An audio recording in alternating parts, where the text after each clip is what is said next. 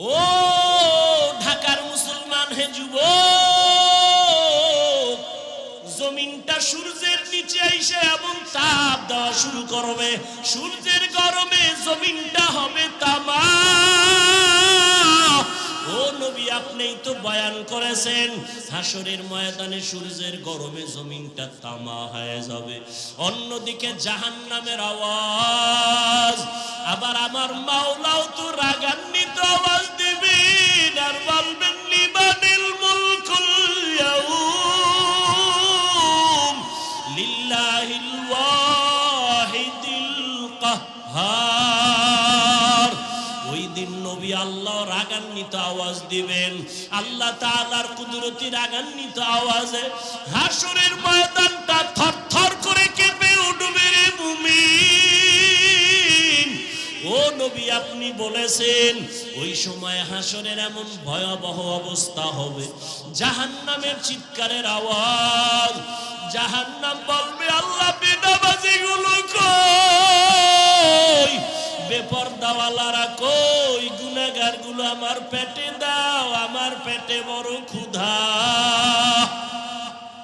জাহান্নামের আওয়াজে আল্লাহ বলবে ফেরেশতারা, জাহান্নামের গলায় ৭০,০০০ শিকল লাগাইয়া ধর, সামনের দিকে যেন আসতে না পারে, আমি বিচারটা শেষ করে নেই, তারপরে ওর খোরাক দিব। জাহান্নামকে ধৈর্যই রাখতে পারে না।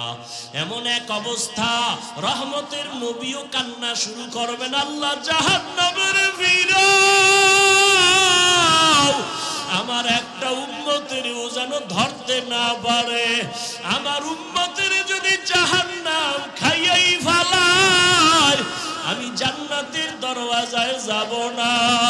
তখন আবার আল্লাহ ফেরেশতাকে ডাকবে, আয়। আল্লাহ কুদরতের হাতে একটু পানি দিয়া বলবে, জাহান্নামের গায়ে পানিটা ছিটাইয়া দাও। ছিটাইয়া দেওয়া মাত্র জাহান্নাম দ্রুত গতিতে পেছন দিকে ভাগতে থাকবে।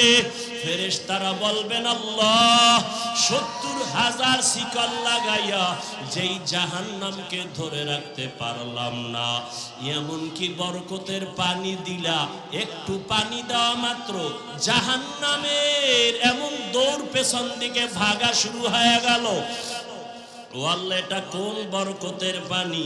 এটা কি হাউজে কাউসারের পানি, নাকি আবে হায়াতের পানি, নাকি দুনিয়ার কোন সমুদ্রের পানি, নাকি জমজমের পানি, নাকি এটা বৃষ্টির বরকতি পানি? আল্লাহ বলবে, না ফেরেশতা, এই পানিটা আবে হায়াতের পানিও না, এই পানিটা কাউসারের পানিও না, এই পানিটা জমজমের পানিও না, এই পানি আমার নবীর গুনাহগার উম্মতের চোখের পানি। ওই বাংলাদেশ মাঠের মধ্যে ওই সময় আমার আপন কেউ নাই, আমার ডানে মাটি, বামে মাটি, সামনে মাটি, পেছনে মাটি, অন্ধকার অন্ধকার। ওই সময় আমি দেখলাম একজন আমার আপন, তিনি একমাত্র আমার মালিক, আমার আল্লাহ রব্বুল আলামিন। আমার আল্লাহর মোহাব্বত অন্তরে জমা হয়ে গেছে। ও আল্লাহর বান্দা, যে টাকার পাগল যে টাকার পেছনে দৌড়ায়, যে ক্ষমতার পাগল সে ক্ষমতার পেছনে দৌড়ায়, যে নারীর পাগল সে নারীর পেছনে দৌড়ায়, যে গাড়ির পাগল সে গাড়ির পেছনে দৌড়ায়, আর যারা আমার মালিকের পাগল, ওই মাওলার পাগলগুলো খালি তালাশ করে আমার মালিক, আমার মালিক। আমি বাড়ি পাইছি, গাড়ি পাইছি, টাকা পাইছি, কিন্তু আমার মালিকের তো আমি পাইলাম না। আমার মালিকের আমি কোথায় পাই? আমি যে টাকা নিয়ে পাগলামি করি, এই টাকা তো আমারে চায় না। আমি যে ক্ষমতার পিছনে জীবন কাটাই, সে ক্ষমতা তো আমারে চায় না। আমি যে স্ত্রীর জন্য জীবন দিতেছি, সেই স্ত্রী তো আমার জন্য জীবন দিবে না। দিবে? দিবে না। আমি যে সন্তানের পেছনে রক্ত ক্ষয় করতেছি, ঘাম ছুটায় কামাই করি, সন্তান তো আমার জন্য কিছু দিবে না। স্বার্থে আঘাত লাগলে সব চলে যাবে। কিন্তু চিন্তা করে দেখলাম একদিন আমাকে আমার মা ছেড়ে দিবে, বাবা ছেড়ে দিবে, ভাই ছেড়ে দিবে, সন্তান ছেড়ে দিবে। আমাকে সবাই ছাড়িয়া ওই বাঁশবাগানে রাখবে, কিন্তু আমার মাওলা যিনি আমার আসল মালিক, সে আমাকে দূরে ঠেলে দিবেন না। আজকে তো দেখি স্বার্থে আঘাত লাগলে মা আমাকে ভালো জানে না, ভাই আমাকে ভালো জানে না, বন্ধু আমাকে ভালো মনে করে না। আল্লাহ, আমি তোর কেমন আদরের মোহাব্বতের মালিক। তুই জীবনে আমার দেওয়া পানি পান করলি বিনা টাকায়, আমার দেওয়া সূর্যের আলো ভোগ করলি ফ্রি, আমার দেওয়া গাছের ফল খাইলি ফ্রি। আমি একটা টাকাও বিল চাই নাই, বিল নেই নাই। ও বান্দা, আমি আল্লাহর সব নিয়ামত খাইয়া একবারও তুই মসজিদে হাজিরা দিলি না, জিকিরের মজলিসে বসলি না, আমি আল্লাহকে আল্লাহ বলে ডাক দিলি না। আমি আল্লাহ রাগ কইরা তোর পানি বন্ধ করি নাই, খানাও বন্ধ করি নাই। আমি আল্লাহ তোর জন্য চলার রাস্তা বন্ধ করি নাই। তোর গুনার কারণে আমি জানি তুই কোন দিন কোথায় কয়টা অন্যায় করেছ। অন্ধকারে মোবাইল নিয়ে গুনাহ করেছো, আমি আল্লাহ সব তাকাইয়া তাকাইয়া দেখেছি। তুই চোখের দ্বারা কয়টা গুনাহ করেছো, হাতের দ্বারা কয়টা গুনাহ করেছো, কেউ জানে না। দরজা জানালা বন্ধ, আমার রহমতের দরজা তো বন্ধ নাই। আমি আল্লাহ রাগ করে পানিও বন্ধ করি নাই, সম্মানের চেয়ার থেকেও ফালাইয়া দেই নাই, বরং আমি এত মায়া নিয়ে তোরে ডাকছি, আয় আয় আয়। আমার রহমতের দরজা ছাড়িয়া তুই কোথায় যাও? ওরে বান্দা, আমার দরজা ছাড়া তুই যেদিকেই যাবি সেদিকেই তো জাহান্নামের আগুন। ওই জাহান্নামের আগুন তো সহ্য করতে পারবি না। রে বান্দা, ফিরিয়া আয় আয়। যদি একবার ফিরিয়া আইসা একবার আল্লাহ বলি আমাকে ডাক দেও, তোর জীবনের সব গুনাহ আমি মাফ করে দিব। ইয়া ইলাহি মুঝসে মুঝকো দূর কর, তাকে দেখো মুঝ মে তুঝকো এক নজর। ইয়া ইলাহি তু মেরা মাবুদ হ্যায়, ইয়া ইলাহি তু মেরা মাশুক হ্যায়। জমিনের মধ্যে শ্রেষ্ঠ হবে একদল উলামা। এই কথাটা সেকেন্ডের মধ্যে বিবেক ধরে ফেলেছে, ঠিকই সত্য কথা। কারণ যে আলেম পাঁচ বেলার নামাজ পড়ে উযু বানায়, গালি দেয় না বাম হাতে, কিছু খায় না, পান করে না, এই মানুষটাই তো ভালো হবে। আর কে হবে? মেনে নিলাম, অন্তর কবুল করেছি, সব থেকে দামি উলামা হবে। কারণ তাদের কাছে কোরআনের আলো আছে, আমার কাছে কোরআনের আলো নাই। তাদের কাছে সুন্নতের আলো আছে, আমার কাছে আলো নাই। আলেম এমন এক দামি সম্পদ, আলেমের সাথে যাদের সম্পর্ক থাকবে তারাও বড় দামি। নবী বলেন একজন আলেমের দাম কত? হাফেজা কোরআন, যারা 30 পারা কোরআন সিনার মধ্যে মুখস্থ করে ফেলেছে, জমা করে দিয়েছেন, আমার আল্লাহ তাদের বলে হাফেজে কোরআন। একজন হাফেজে কোরআনের মূল্য কত? قال النبي صلى الله عليه وآله وسلم من قرأ القرآن فاستظهره فأحل حلاله وحرم حرامه أدخله الله الجنة وشفعه في 10 من أهل بيته كلهم قد وجبت له النار।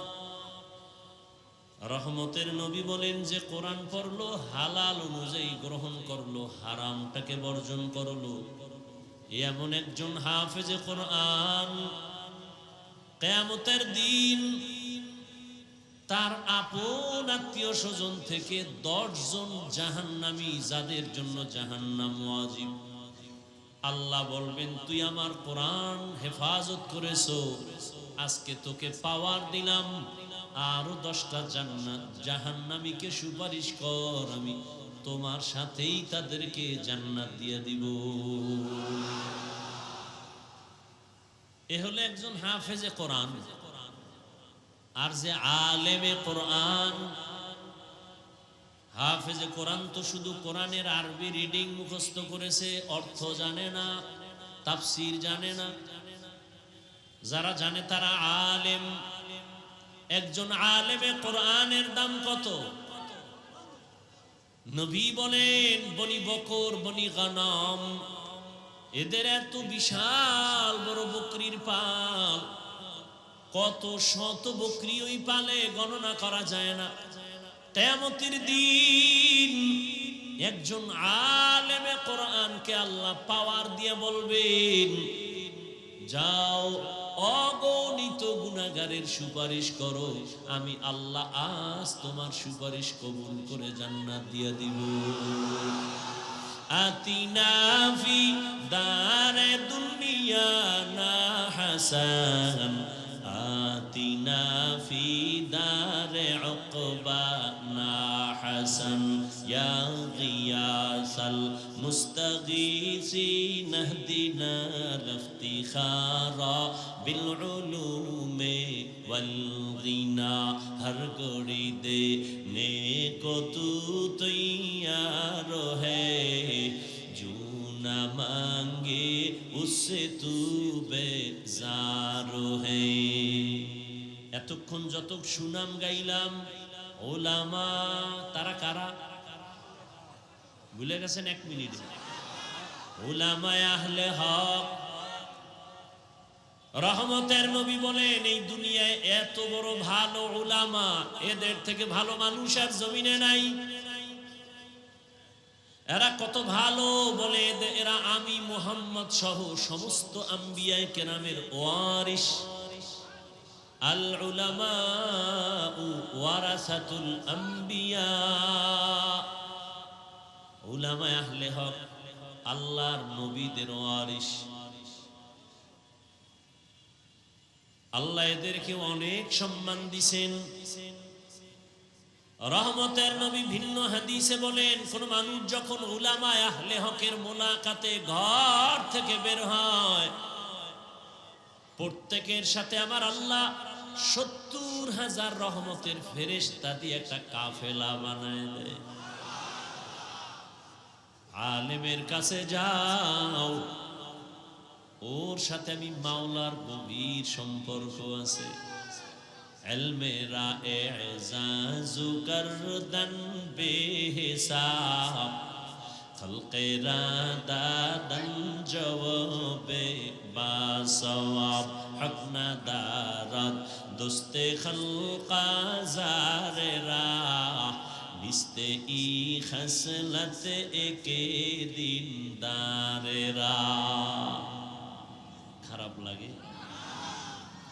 কয় হুজুর বয়ান করেন, ফার্সি কবিতা টবিতা কি কেউ বুঝে?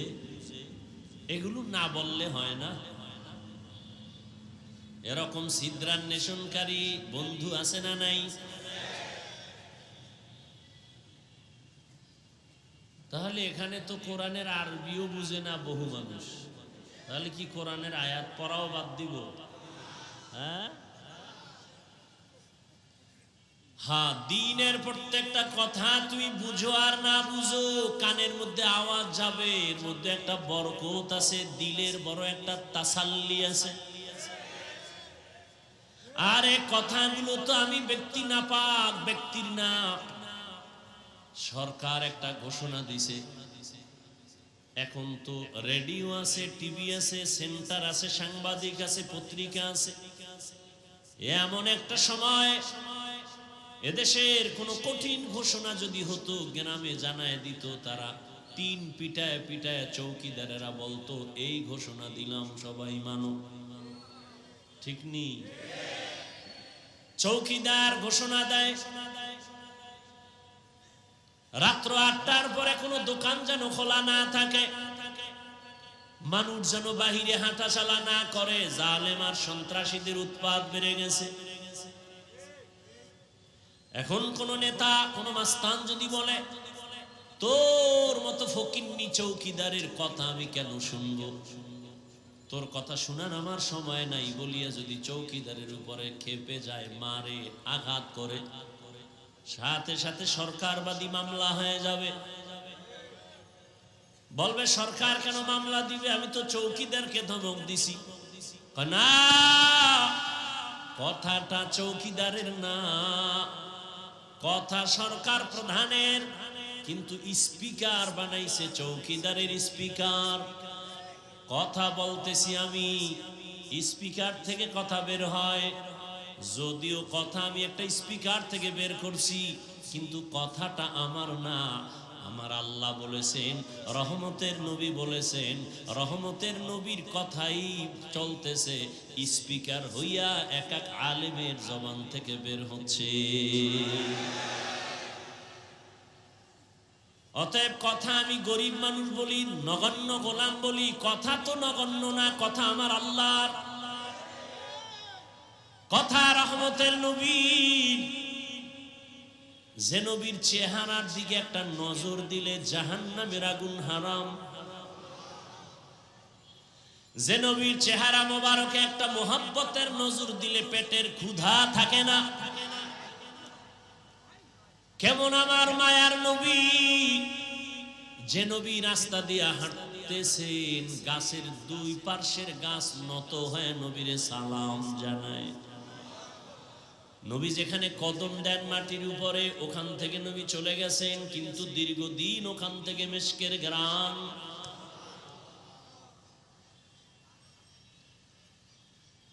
এই নবীর নিয়ে টানাটানি,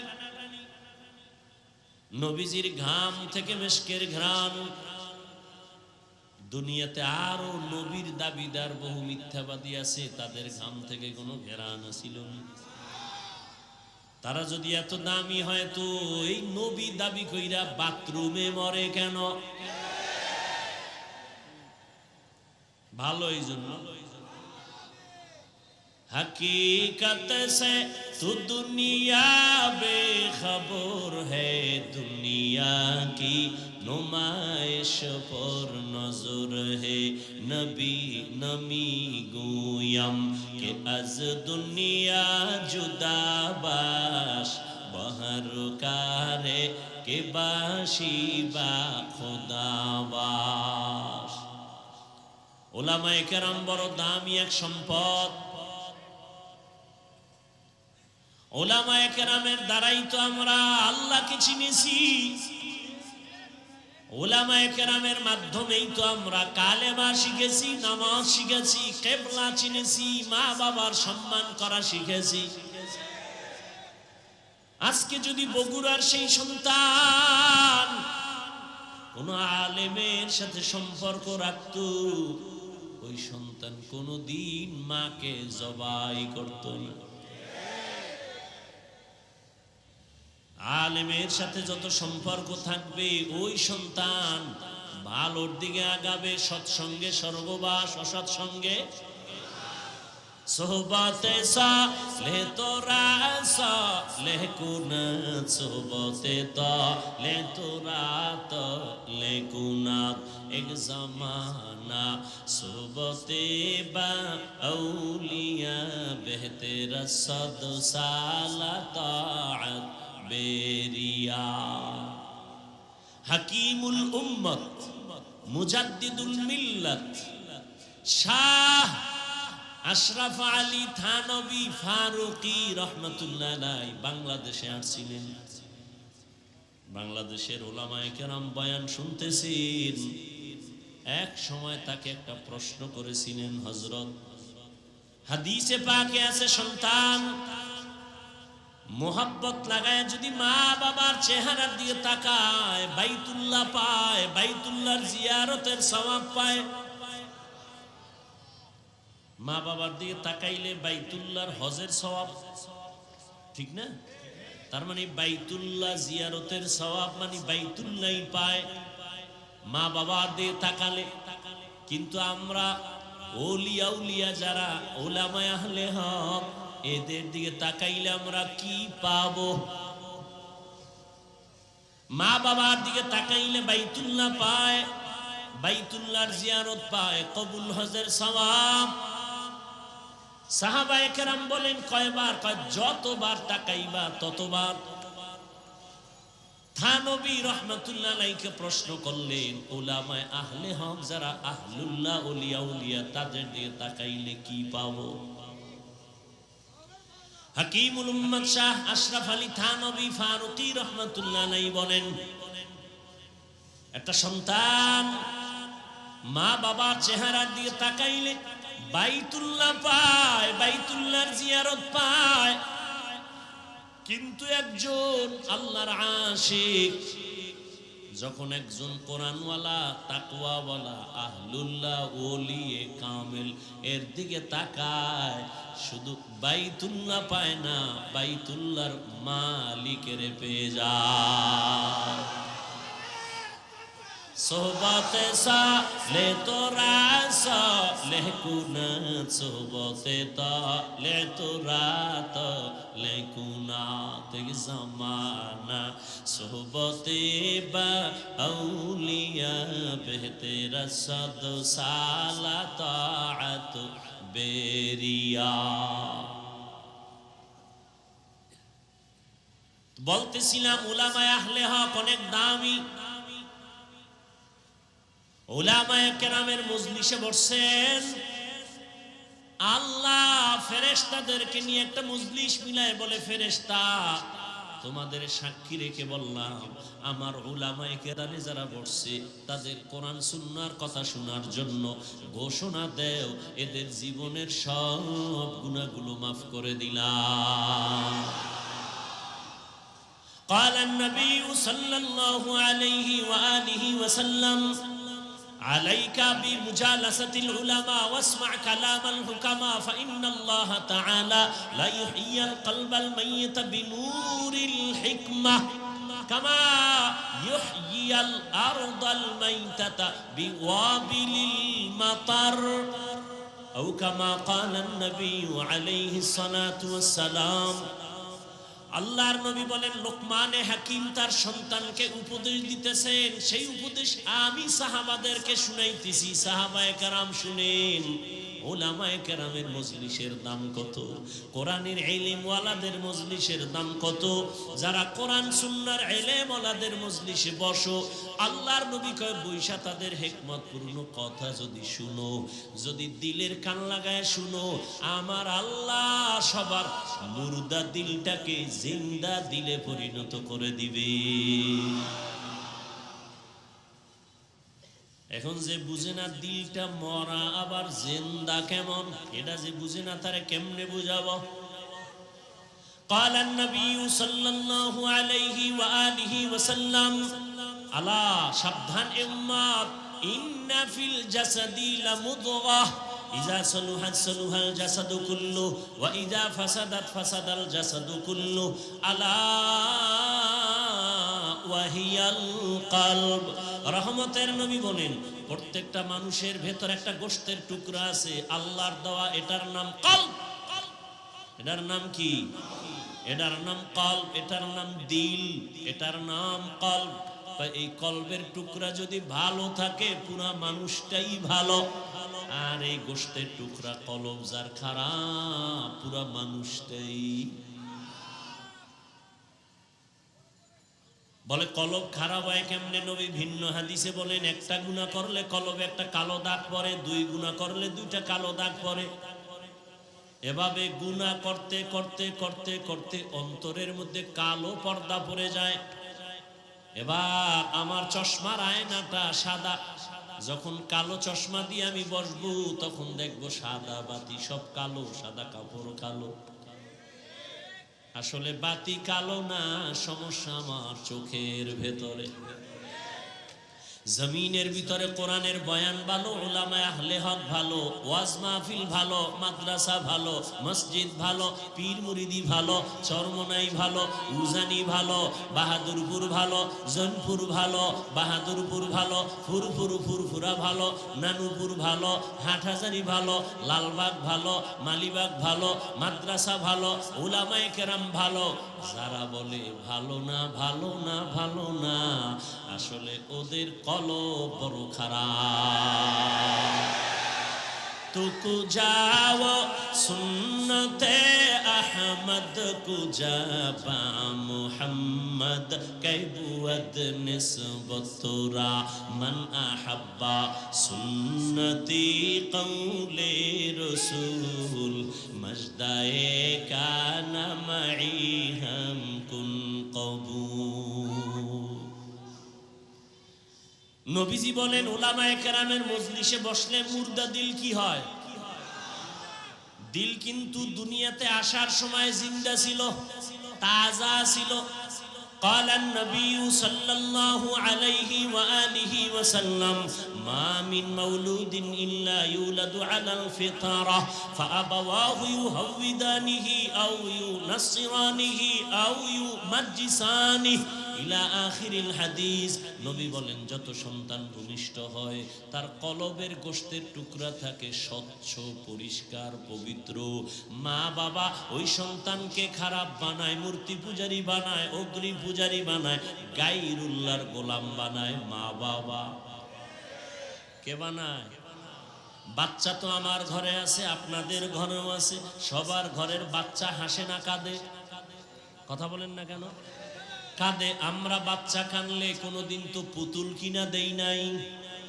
আর তোমার বাচ্চা কান্না করতেছে, তুমি বাজার থেকে দৌড়ায় গিয়ে একটা পুতুল কিনা দিছো বাচ্চার হাতে। নবী বলেন মা বাবা সন্তানের খারাপ বানায়। এজন্য কিয়ামতের দিন সব সন্তানেরা আল্লাহর আদালতে মা বাবার বিরুদ্ধে মামলা দায়ের করবে। ও দয়ার মালিক, আমি দাড়ি কাটি নাই, নামাজ সারি নাই, আমার আব্বা আম্মা আমারে নামাজের তালিম দেয় নাই, আমার আব্বা আম্মারে ধরো।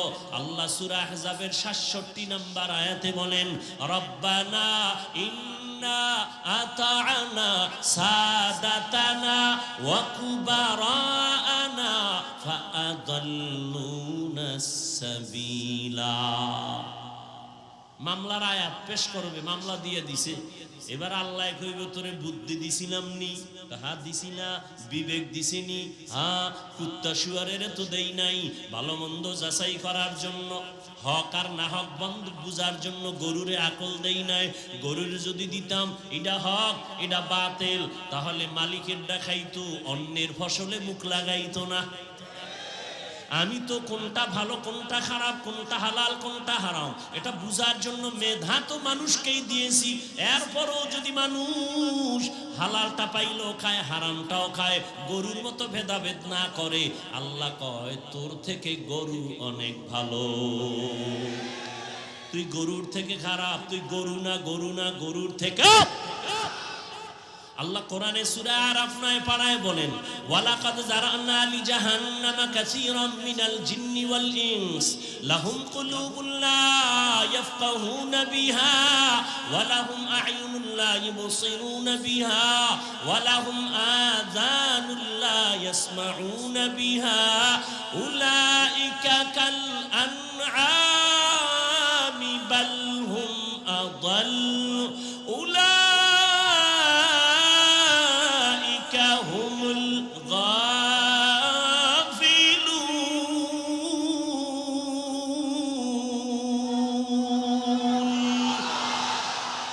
কালামে জিন্দা কুরআনে হাকিম হিকমতে উলা ইয়াজালসতু কাদিম। আল্লাহ বলেন অধিকাংশ মানুষেরা জাহান্নামে যাবে। কম না বেশি? অধিকাংশ মানুষ জাহান্নামে যাবে। কেন? আমি আল্লাহ এদের কলব দিছি ফিকির করার জন্য, গবেষণা করার জন্য, গবেষণা করে না। আমি আল্লাহ এদের চক্ষু দিছি দেখার জন্য, দেখে না। আমি আল্লাহ এদের কান দিছি শোনার জন্য, শুনে না। তাহলে কি চশমা দিয়ে আটকায়? কয় না, যা শুনতে বলছি তা শুনে না। আমি কান দিছি কোরআনের আওয়াজ শুনবি, মা বাবার আওয়াজ শুনবি, আজানের আওয়াজ শুনে মসজিদে যাবি। আমি আল্লাহ চক্ষু দিলাম, মা বাবার চেহারা দেখবি সওয়াব। চক্ষু দিলাম, আল্লাহর কোরআন দেখবি সওয়াব, বাইতুল্লাহ দেখবি সওয়াব, উলামায়ে আহলে হক দেখবি সওয়াব, আল্লাহর বানানো আসমান দেখবি সওয়াব। আর আল্লাহর মোহব্বত নিয়ে আল্লাহরে সেজদা দিবি সওয়াব। বান্দা তুই চোখ দিয়া সারা রাত মোবাইলের দিকে তাকাইয়া কবিরা গুনাহ, কবিরা গুনাহ, কবিরা গুনাহ করো। আল্লাহ কয় উলাইকা কাল আনআম, এটা চতুষ্পদ জানোয়ারের মতো। কয় বালহুম আদল, না তার থেকেও খারাপ। উলামায়ে কেরামের মজলিসে বসলে দিল কি হয়? জিন্দা হয়। কেমন জিন্দা? নবী উদাহরণ দেয়, কামা ইউহইয়াল আরদাল মাইতাতা বিওয়াবিলিল মাতার। যেমনি ভাবে সূর্যের গরম তাপে জমিনটা শুকাইয়া ফেটে যায়, লাঙ্গল চলে না, ট্রাক্টর চলে না, চাষাবাদ চলে না, ফসল উৎপাদনের ক্ষমতা থাকে না, ঠিক ওই জমিনের মধ্যে আমি আল্লাহ মুহূর্তে রহমতের বৃষ্টি দিয়া নরম বানায় দেই। যেই জমিন এতক্ষণ একটু আগে লাঙ্গল চলে নাই, চাষাবাদ চলে নাই, ফসল হয় নাই, বৃষ্টির পানি বয়ে জমিন পুরা তাজা হয়ে গেছে। এখন ফসল উৎপাদন হয়, এখন চাষাবাদ চলে, লাঙ্গল চলে, ট্রাক্টর চলে। ওরে আল্লাহর গোলাম, আমি তোরে দুনিয়ায় তো একটা সুন্দর পবিত্র অবস্থায় তোমার দুনিয়ায় পাঠাইছিলাম। এখন তুমি গুনাহ করে করে, হাতের গুনাহ, চোখের গুনাহ, কানের গুনাহ, অন্তরের গুনাহ, গীবত শিকায়াতের গুনাহ, মিথ্যা কথার গুনাহ, অন্যের হক নষ্ট করার গুনাহ, জুলুম করার গুনাহ, মা বাবার সাথে বেয়াদবির গুনাহ, ওলামায়ে কেরামের সাথে বেয়াদবির গুনাহ। এই গুনাহ করে করে তোমার কলবটা ওই সূর্যের তাপের মতো মাটি যেরকম ফেটে যায়, তোমার অন্তরটা ভেঙ্গে ভেঙ্গে টুকরা টুকরা হয়ে গেছে। এখন নামাজের ফসল উৎপাদন হয় না, রোজার ফসল উৎপাদন হয় না, জিকিরের ফসল কলব গ্রহণ করতে চায় না, জিকির গ্রহণ করতে চায় না, পাগড়ি নামের ফসল তোমার অন্তর কবুল করতে চায় না, মেসওয়াকের আমল তোমার অন্তর কবুল করতে চায় না। আখিরাতের চাষাবাদের জন্য কলব এখন দুর্বল। তাই আলেমদের মজলিসে যদি অন্তরকে দুর্বল করে বসো, আমি আল্লাহ কুদরতে রহমতের বৃষ্টি যখন বর্ষণ করব, সিনার মধ্যে গিয়া ধাক্কা লাগতে থাকবে, ধাক্কা লাগতে থাকবে, ধাক্কা লাগতে থাকবে। একজনের সিনায় যখন রহমত আসবে, ওখান থেকে আর একজনের সিনায় লাগবে, আর একজনের সিনায় লাগবে, লাগতে লাগতে লাগতে লাগতে অন্তরটা কেমন যেন তাজা তাজা এক ভাব। এতক্ষণ প্যান্ডেলে ঢুকার আগে ছেলের চিন্তা, মেয়ের চিন্তা, বাড়ির চিন্তা, গাড়ির চিন্তা, ক্ষমতার চেয়ার গেল কই, টাকা গেল কই, বাড়ি গেল কই। কিন্তু এখানে আসার পরে কেমন যেন ছেলে মেয়ের চিন্তা নাই, বাড়ির চিন্তা নাই, ঘরের চিন্তা নাই। এখন আর এক চিন্তা ঢুকছে, আমারে কে দুনিয়ায় পাঠাইছেন, আমার এত সুন্দর কণ্ঠ কে দিয়েছেন, আমারে টাকার মালিক কে বানাইলেন, আমাকে সুন্দর সম্মানের জায়গায় কে বসাইলেন, কে আমাকে এত সুন্দর চেহারা দান করলেন, এমন সুন্দর আসমান কে বানাইলেন, এমন সুন্দর দুটো চোখ কে বানাইলেন, এমন সুন্দর দুটো হাত কে বানাইলেন। তারে খুঁজতেছে, অন্তরে পাগল হয়ে গেছে, সে কে, সে কে, খুঁজতে খুঁজতে খুঁজতে খুঁজতে একটা তামান্না অন্তরে তৈরি হয়ে গেছে। এইবার এমন পাগলামি শুরু করছে, আমার মাওলারে তো আমি না নিয়ে আর যাব না, আমার ছেলে আজ আছে কাল থাকবে না, আমার মা আছে থাকবে না, ভাই আছে থাকবে না, কই বিল্ডিং ওয়ালা পড়ে আছে, বিল্ডিং ওয়ালা পালায়ে গেছে, টাকাওয়ালার টাকা পড়ে আছে, টাকাওয়ালা পালায়ে গেছে। তাহলে টাকা থাকবে না, বাড়ি থাকবে না, গাড়ি থাকবে না, এক সময় তো আমার একা হয়ে যেতে হবে। ওই সময় তো চিন্তা করে দেখলাম, ওই সময় আমার আপন কেউ না, আমার ডানে মাটি বামে মাটি সামনে মাটি পেছনে মাটি অন্ধকার অন্ধকার। ওই সময় আমি দেখলাম একজন আমার আপন, তিনি একমাত্র আমার মালিক, আমার আল্লাহ রব্বুল আলামিন। আমার আল্লাহর মোহাব্বত অন্তরে জমা হয়ে গেছে। ও আল্লাহর বান্দা, যে টাকার পাগল যে টাকার পেছনে দৌড়ায়, যে ক্ষমতার পাগল সে ক্ষমতার পেছনে দৌড়ায়, যে নারীর পাগল সে নারীর পেছনে দৌড়ায়, যে গাড়ির পাগল সে গাড়ির পেছনে দৌড়ায়, আর যারা আমার মালিকের পাগল, ওই মাওলার পাগলগুলো খালি তালাশ করে আমার মালিক, আমার মালিক। আমি বাড়ি পাইছি, গাড়ি পাইছি, টাকা পাইছি, কিন্তু আমার মালিকের তো আমি পাইলাম না। আমার মালিকের আমি কোথায় পাই? আমি যে টাকা নিয়ে পাগলামি করি, এই টাকা তো আমারে চায় না। আমি যে ক্ষমতার পিছনে জীবন কাটাই, সে ক্ষমতা তো আমারে চায় না। আমি যে স্ত্রীর জন্য জীবন দিতেছি, সেই স্ত্রী তো আমার জন্য জীবন দিবে না, দিবে দিবে না। আমি যে সন্তানের পেছনে রক্ত ক্ষয় করতেছি, ঘাম ছুটায় কামাই করি, সন্তান তো আমার জন্য কিছু দিবে না। স্বার্থে আঘাত লাগলে সব চলে যাবে, কিন্তু চিন্তা করে দেখলাম একদিন আমাকে আমার মা ছেড়ে দিবে, বাবা ছেড়ে দিবে, ভাই ছেড়ে দিবে, সন্তান ছেড়ে দিবে। আমাকে সবাই ছাড়িয়া ওই বাঁশবাগানে রাখবে, কিন্তু আমার মাওলা যিনি আমার আসল মালিক, সে আমাকে দূরে ঠেলে দিবেন না। আজকে তো দেখি স্বার্থে আঘাত লাগলে মা আমাকে ভালো জানে না, ভাই আমাকে ভালো জানে না, বন্ধু আমাকে ভালো মনে করে না। আল্লাহ, আমি তোর কেমন আদরের মোহাব্বতের মালিক।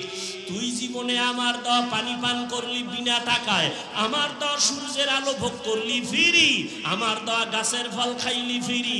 আমি একটা টাকাও বিল চাই নাই, বিল নেই নাই।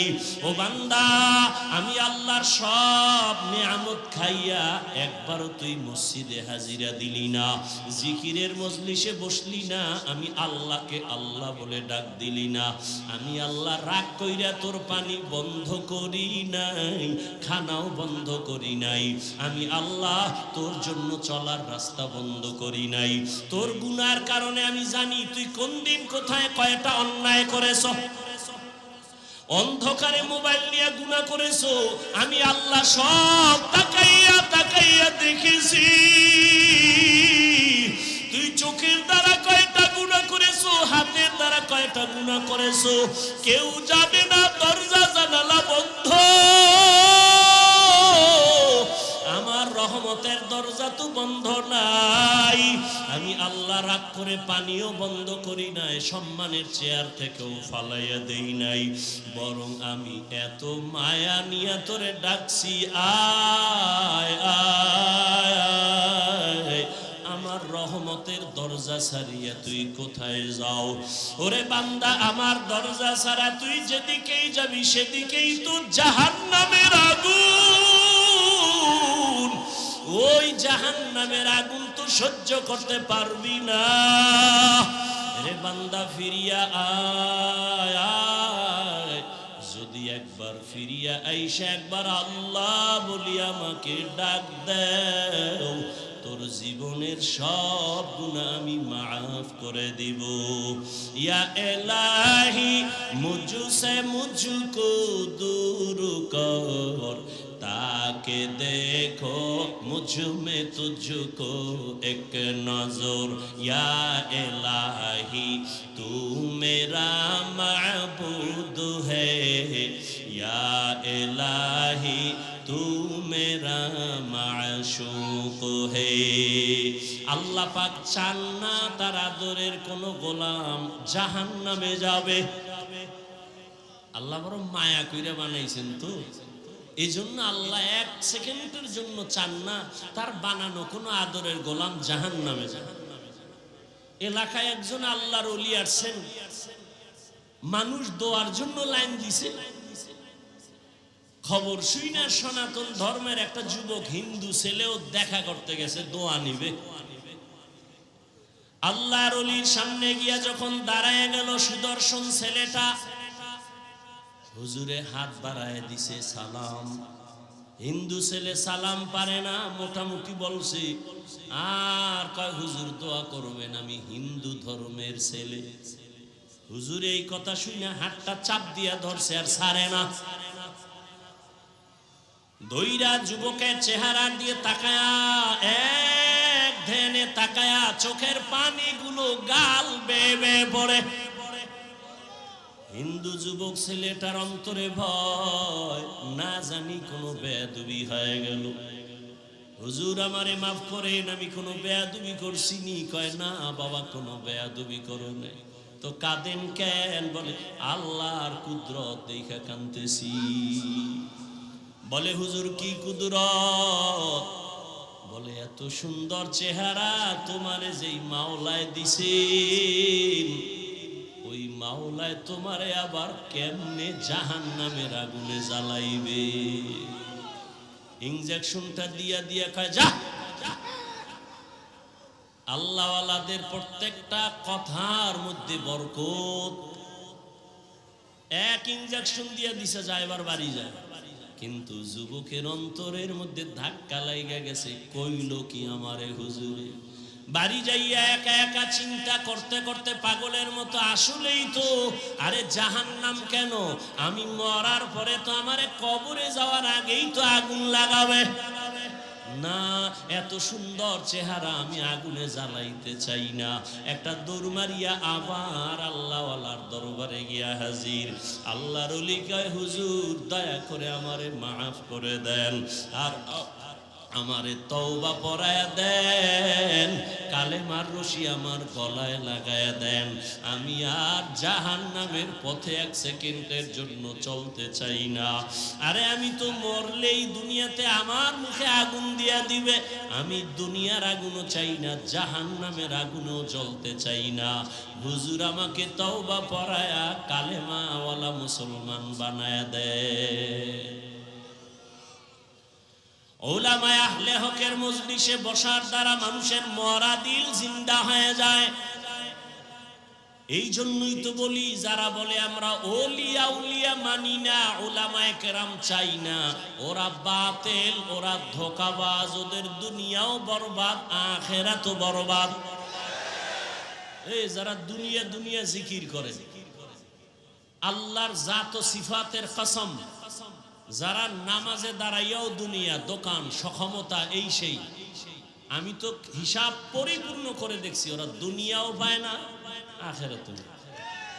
এ দুনিয়া দুনিয়া দুনিয়া কইরা কইরা পালাইছে, জুতা নেওয়ার টাইম নেই, পাইছে দুনিয়া। তো এই ক্ষমতার লাভ কি যে পলাইতে হবে? এই ক্ষমতার পিছনে দৌড়ায় লাভ কি যে ফুলের মালার পরে জুতার মালা? এই 10তলা বিল্ডিং এর বাহাদুরি করে লাভ কি যে বিল্ডিং এ ঘুমানের কপাল হবে না? ওই কোটি কোটি টাকা ব্যাংকে রেখে লাভ কি যে টাকা আমি ভোগ করতে পারবো না? তাহলে দুনিয়া দুনিয়া কইরা না পাইলো দুনিয়া, না পাইলো আখিরাত। আর যারা আখিরাত আখিরাত করে, এরা ইনশাআল্লাহ আখিরাত তো পাবেই, দুনিয়ায় যা পাবে বোনাস। আমরা আখিরাত আখিরাত কইরা চলতে গিয়া কি না খাইয়া মইরা গেছি। মহামারী করোনায় চাকরি নাই, ব্যবসা নাই, দোকান বন্ধ, চাকরি বন্ধ, ট্রেন বন্ধ, ব্যবসা বন্ধ, ফ্যাক্টরি বন্ধ, সব স্কুল কলেজগুলো বন্ধ। কিন্তু খবর নিছেন নি, কোরআনের একটা মাদ্রাসাও বন্ধ হয় নাই। বন্ধ হইছে? কোন হুজুর কি না খাইয়া ঢাকার শহরে ভিক্ষা করেছে? কষ্টে যদিও জীবন কাটাইছে, কিন্তু গভীর রজনীতে আমার মাওলার সাথে কথা বলছে। অতিও গভীর হয় রজনী যখন, নীরবে প্রভুর নাম জপিও তখন। প্রভুর করুণা যদি পাইবারে চাও, গভীর রাতে উঠে প্রভুর গুণগান গাও। আমার আল্লাহ চান না কেউ জাহান্নামে যাবে, এক সেকেন্ডের জন্য চান না। কিন্তু এটাও সত্য, কোন মুমিন ছাড়া কোন বেঈমান জান্নাতে যাবে না। আল্লাহ কাউকে জাহান্নামে দিতে চান না, এই জন্যই তো সবার নামে জান্নাতে বাড়ি লেখা আছে। দ্বিতীয়ত তওবার দরজা খোলা। কেন কয় তুই জীবন ভর গুনাহ করছো, 50 বছর লাগাইয়া গুনাহ করে করে পাহাড় বানাইছো, আর আমার কাছে যদি একবার বলো মাফ করে দাও, তোর 50 বছরের জীবনের সব গুনাহ 1 সেকেন্ডে মাফ করে দেব। তবে আমার কাছে মাপ চাওয়া লাগবে। ইয়া আইয়ুহাল্লাযীনা আমানুস্তাঈনু বিস-সাবরি ওয়াস-সালাহ। আল্লাহ বলেন, হে মুমিন, সাহায্য কামনা কর দুই জিনিসের মাধ্যমে, ধৈর্য আর নামাজ। কেন? আমি আল্লাহ ধৈর্য ধারণকারীর বন্ধু হয়ে থাকি। নবীজি বলেন, লা মাইয়ুরিদিল্লাহু বিহি খাইরান ইউসিব মিন। আল্লাহ যাকে বেশি আদর করেন, ভালোবাসেন, তাকে মুসিবত দিয়া পরীক্ষা নেন। আল্লাহ বেশি মায়া করছেন নবীদেরকে, তাদের পরীক্ষাও বড় কঠিন। আইয়ুব আলাইহিস সালামের কঠিন পরীক্ষা, ইউনুস নবীর কঠিন পরীক্ষা, মুসা নবীর কঠিন পরীক্ষা, ইব্রাহিম নবীর উপরে পরীক্ষা, সর্বশেষ আমার নবীর উপরে কঠিন পরীক্ষা। যেই নবী দোয়া করলে উহুদ পাহাড় স্বর্ণ বানায় দিতেন আমার আল্লাহ, সেই নবী না খাইয়া কষ্ট করে করে পেটের মধ্যে পাথর বেঁধে নবী দিনের কাজ করে। যেই নবী দোয়া করলে আমার আল্লাহ উহুদ পাহাড় স্বর্ণ বানাইতেন, ওই নবীর 3 বছর পর্যন্ত শিয়াবে আবু তালিবে গৃহবন্দী কইরা রাখছে। খানা দেয় না, পানি দেয় না। মায়ার নবী গাছের পাতা সিরা সিরা চাবায়া চাবায়া পেটের ক্ষুধা নিবারণ করে। আর আমার আল্লাহর কাছে কান্না করে বলেন, আল্লাহ আমারে গরিবী হালাতে রাখিও, গরিবী হালাতে মরণ দিও, কিয়ামতের দিন গরিবদের সাথে আমারে উঠাইও। আমার নবী বলে, গরিবেরা বড় লোকের বাড়ি গাড়ি দেখে আফসোস করিস না। যদি গরিবী হালাতে আমার মাওলারে নিয়ে কবরে যাইতে পারো, আমার আল্লাহ ধনী লোকের 500 বছর আগে গরিবের জান্নাত দিয়া দিবে। বেহেশত আযা কে আজারে নবাশত কাসে রাবা কাসে কারে নবাশো। আল্লাহ বলেন, সাহায্য প্রার্থনা করো। কেন? মুমিনকে বললেন কেন? জান্নাত শুধু মুমিন পাবে, কোনো বেঈমান পাবে না। মুমিনকে আল্লাহ বলেন, গায়ের জোরে আগাইতে পারবা না, কারণ তুমি জন্মগত দুর্বল। ওয়া খুলিকাল ইনসানু যায়ীফা। আমি মানুষের বড় দুর্বল করে বানাইলাম। একটা পিপিলিকার কাছেও তুমি দুর্বল, একটা মশার কাছেও তুমি দুর্বল। খানার বেলায় দুর্বল, ঘুমের বেলায় দুর্বল, মেধার ক্ষেত্রে দুর্বল, দুনিয়ার লাইনে দুর্বল, ধর্মের লাইনেও তুমি দুর্বল। মনে হয় যেন তোমার মতো দুর্বল কোনো প্রাণী জমিনে নাই। পিপিলিকে যদি মেজাজ গরম করে, কোনো বনিয়াদম খানা খাইতে পারবে?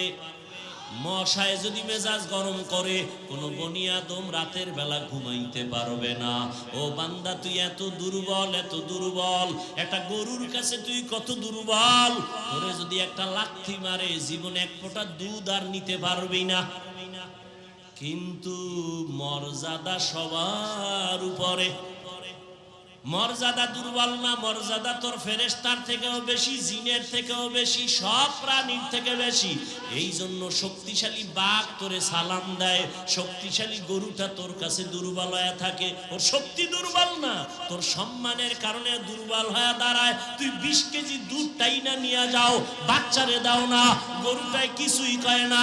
রাগ কইরা যদি বাচ্চার মায়ের দিকে তাকাইয়া একটা লাথি মারতো, তোরে দুধ দিব না। কোনো বনিয়াদম দুধ দুধ নিতে পারতি না? না, তোর সাথে বেয়াদবি করে না। তুই যখন গরুটারে ডাক দিয়া কও দাঁড়া, দাঁড়ায়নি। এই শিক্ষিত ঢাকার মানুষ গরুডায় মানুষের কথা শুনেনি। গরুডারে যদি কয় দাঁড়া, দাঁড়ায় যায়। গরুডারে যদি কয় ডানে, ডানে যায়। গরুকে যদি বলে বামে, বামে যায়নি। একটা গরু যদি মানুষের কথা শুনে, সাধারণ এক চাষির কথা যদি গরুতে যায়, চাষির কথায় যদি বামে যায়, চাষি যদি কয় দাঁড়া, গরু দাঁড়ায়। একজন আল্লাহর ওলি তাদের কথা কেন শুনবে না? এরে আল্লাহর বান্দা, দুনিয়ার সব আমাদের গোলাম, দুনিয়ার সব আমাদের গোলাম। গরু আমাদের গোলাম, বাপ কথা বলেন না কেন? আমরা কারো গোলাম? উজানির জমিনে ঘুমিয়ে আছেন কারি ইব্রাহিম রহমাতুল্লাহ আলাইহি। বিশাল বড় জঙ্গল সাফ করে মানুষের ওখানে বসবাস করবেন, একটা জিকিরের মজলিস কায়েম করবেন। জঙ্গল সাফ করতে গিয়া দেখে একটা গম্বুজ, ভেতর একটা বাঘ তার বাচ্চারে দুধ দেয়। কারি ইব্রাহিম ডাক দিয়া কয় বাঘ, বনিয়া তোমার সি থাকবো, তুমি তোমার দেশে চলে যাও, এলাকায় যাও। আল্লাহর ওলি কথাটা বলতে দেরি, বাঘ তার বাচ্চা কাঁধে নিয়ে দৌড় দিতে দেরি করে নাই। এখন এখানে আপনি প্রশ্ন করবেন বাঘে কেমনে শুনে? আমি উদাহরণ আগে দিছি না, একটা চাষির কথা গরু শুনে? বলেন, ঘরের মহিলা মুরগিরে যখন ডাক দেয় তার ভাষায়, মুরগি আয়নি। সন্ধ্যাবেলা আম্মা জানেরা যখন খেতে হাঁস পানির মধ্যে জোরে ডাক দিছে ওই ভাষায়, হাঁস আয়নি। আল্লাহর ওলির কথা বাঘ শুনবে না কেন? তোমার কাছে পাইলে কিছু শায়েস্তা করতাম, তোমার কলব নষ্ট হয়ে গেছে, তুমি ঈমান নিয়ে মরতে পারবা কিনা ভয় লাগে। কারণ আল্লাহ যাকে অপছন্দ করেন তার প্রথম কাজ আলেমের বিরোধিতা করা।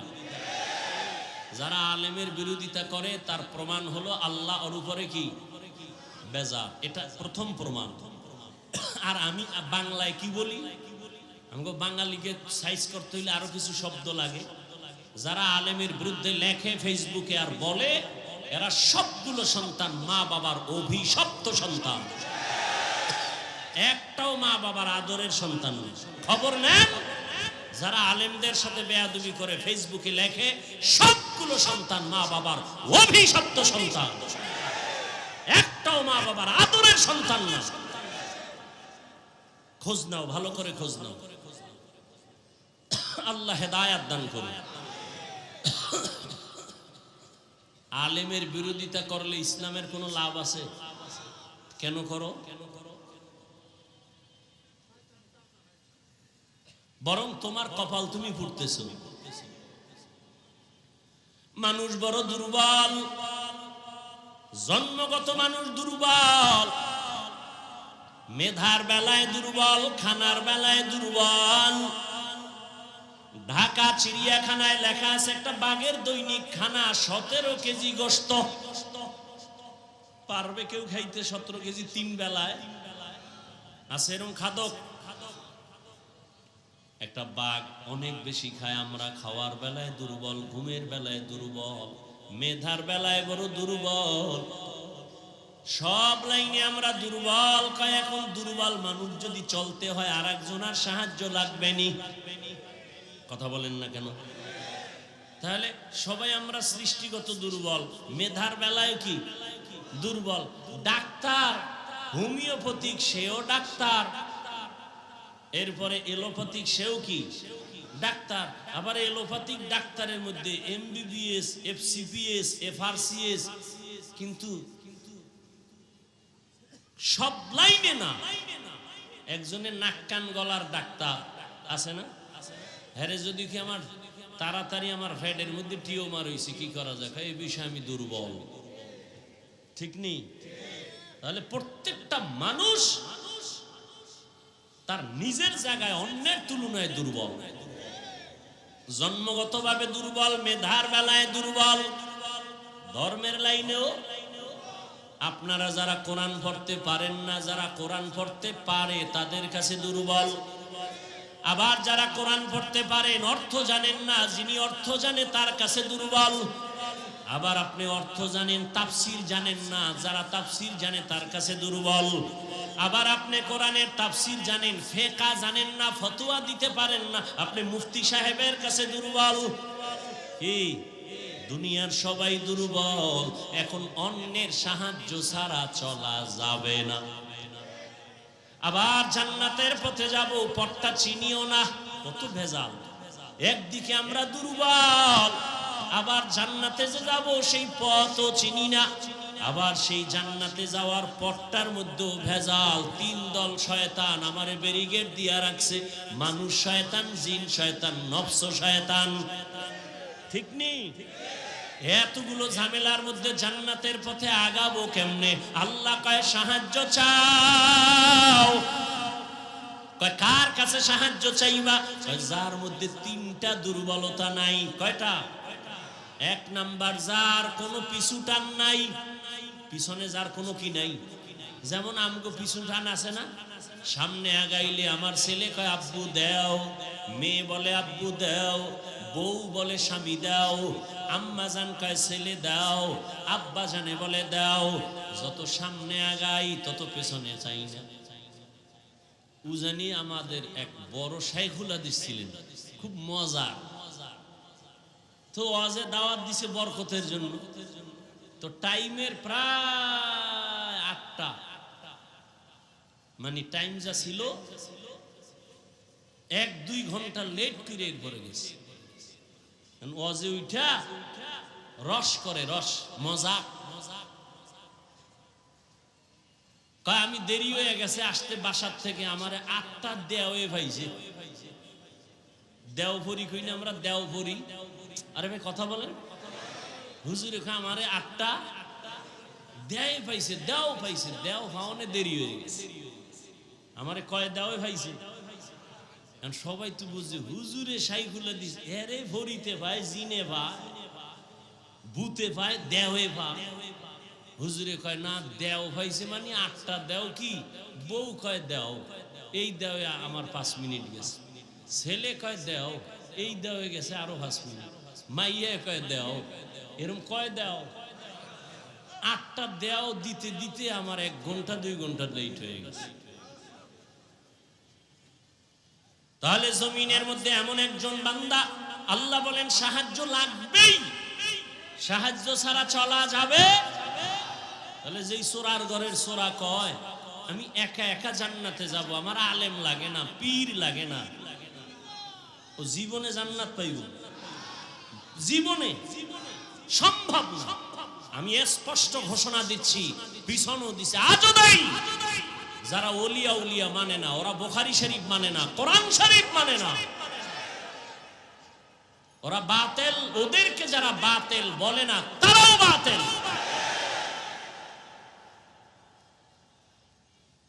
আল্লাহ হেদায়েত দান করুন। এমন একজন থেকে সাহায্য চাও, সাহায্য লাগবেই লাগবে, এ কথায় সবাই একমত।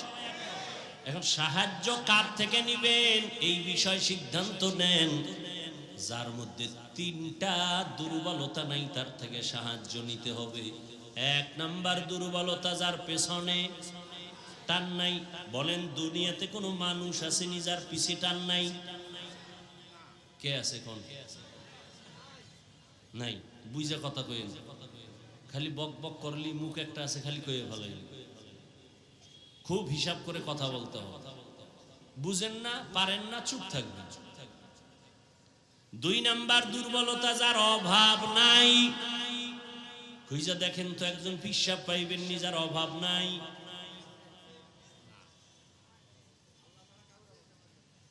দুনিয়াতে এমন একজন নেতা পাইবেন নি অভাব নাই?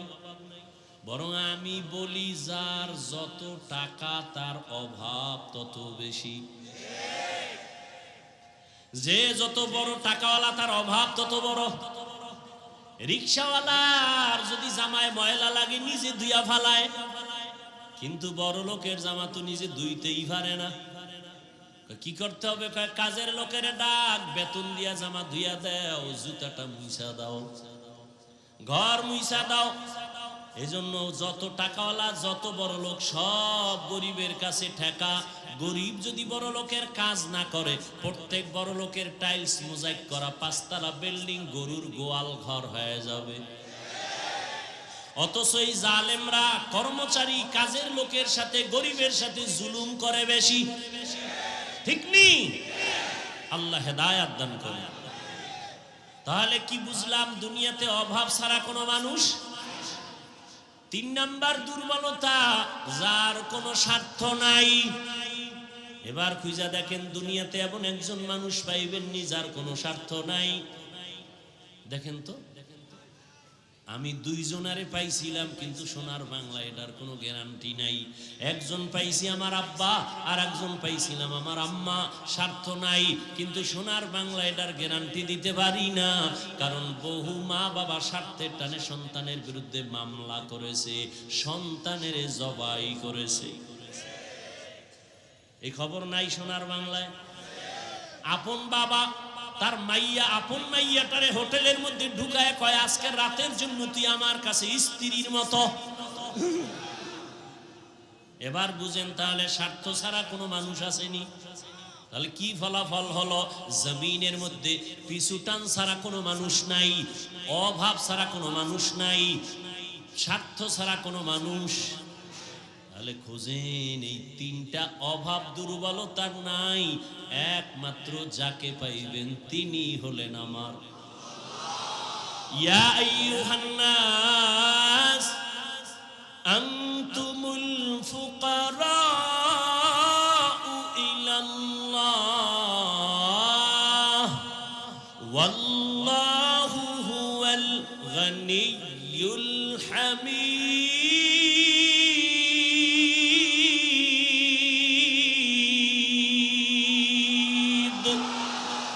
গরতাওয়াকুল মিকুনি হর সুবহ শাম میرسانا درست تو از لا مقام جز با حق چی زیمخا از انس جا فضل او عامست در جملا جہا।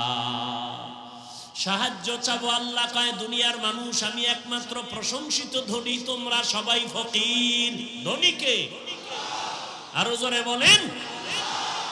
আল্লাহ কেমন ধনী? বলে আমি শুধু ধনী না, প্রশংসিত ধনী। দুনিয়াতে ধনী আছে না, কিন্তু প্রশংসিত ধনী একজনও নাই। 5 লাখ টাকা মাদ্রাসায় দিয়া চায়ের দোকানে চাপাবাজি করে, মাদ্রাসা আমার, ঠিক নেই? 50,000 টাকা দিয়া মসজিদে, লাখ টাকা দিয়া কয় মসজিদ আমি বানাইছি। কয় না? কয় না? দুনিয়াতে কোনো প্রশংসিত ধনী নাই, একমাত্র প্রশংসিত ধনী আমার আল্লাহ। বলেন তাহলে সাহায্য কার কাছে? কার কাছে? ও ঢাকার মুসলমান হে যুবক, আল্লাহ বিবেক দিছে, বিবেকটা দিয়া বলো আমার রহমতের নবীর থেকে দামি কোন নবী আসেনি? সত্য বলো। ছিল? আসবে?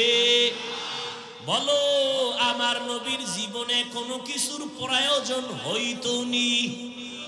হইতো না? কও। তাহলে নবীজি কোন মাজারে গিয়া চাইতেন?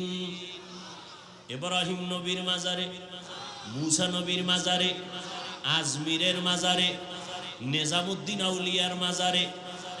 এই যুবকরা ভালো করে শোন, পেজগোছের কথা তো বুঝবা না রে বাবা, আমার বাংলা কিছু কথা মনে রাখো। সবাই একমত নি যে নবীর থেকে দামি কেউ এই দুনিয়ায় দরবার শরীফ আসেনি? জোরে কও। বলো মদিনার দরবার থেকে দামি দরবার নাম কি? আজমিরের দরবার মদিনার থেকে দামি। মাইজভান্ডারের দরবার, আড্রসির দরবার, দেওয়ানবাগের দরবার, চন্দ্রভাড়ার দরবার, এনায়তপুরের দরবার, খানজাহান আলীর দরবার, আমানত শাহর দরবার, তাহলে মদিনার দরবার থেকে দামি কোন দরবার? সত্য কথা না মাইনে নে বাবা, তুই মানো না মান স্বীকার কর। নবীর থেকে কোন দামি ব্যক্তি, মদিনার দরবার থেকে দামি কোন দরবার? দুনিয়াতে মাজার আসেনি? মাজার বলো, নবীজির মাজার থেকে দামি মাজার কোনটা? ইব্রাহিম নবীর মাজার, ইসমাইল নবীর মাজার, খাজা মঈনুদ্দিন চিশতি আজমিরির মাজার, শাহজালাল শাহপরানের মাজার, শাহ মাখদুমের মাজার, আমাদের বাগেরহাটে খানজাহান আলীর মাজার, শাহ আলী মিরপুরের মাজার, গোলাপ শাহর মাজার, না আমানত শাহর মাজার, বাইজিদের মাজার। একমত নেই মদিনার নবীর মাজার থেকে দামি কোনো মাজার নাই। সবাই একমত? বলো বলো, সেই নবীর মাজারে গরু জবাই হয় কয়টা? মোমবাতি জ্বলে কয়টা? ওই মাজারে সেজদা চলে কয়টা? নবীর দরবারে আর মাজারে নারী পুরুষ এক জায়গায় বইয়া ঢোল বাজায়া জিকির করে কয়দিন? ভালো করে বুঝো, দুনিয়াতে মদিনার দরবার থেকে আর একটা দরবারও নাই, মদিনার মাজার থেকে দামি কোনো মাজার নাই। অতএব শিক্ষা নাও রে যুবক, মদিনার দরবারে আর মাজারে যা চলবে না, দুনিয়ার দরবারে আর মাজারেও তা চলতে দেওয়া হবে না।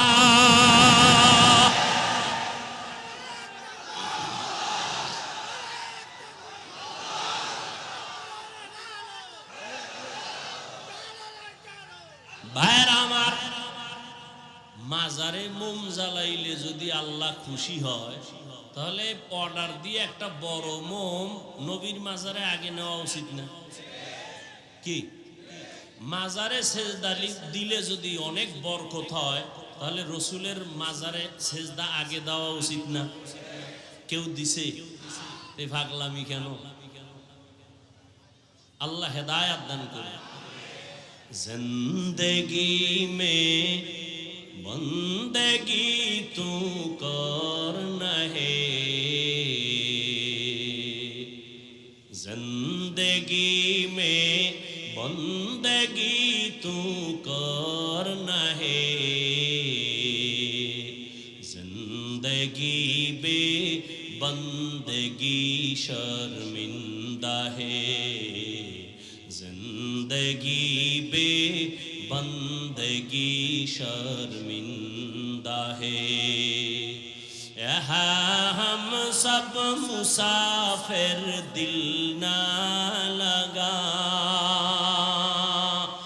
अहले दिल की नजर से रूह करता जा,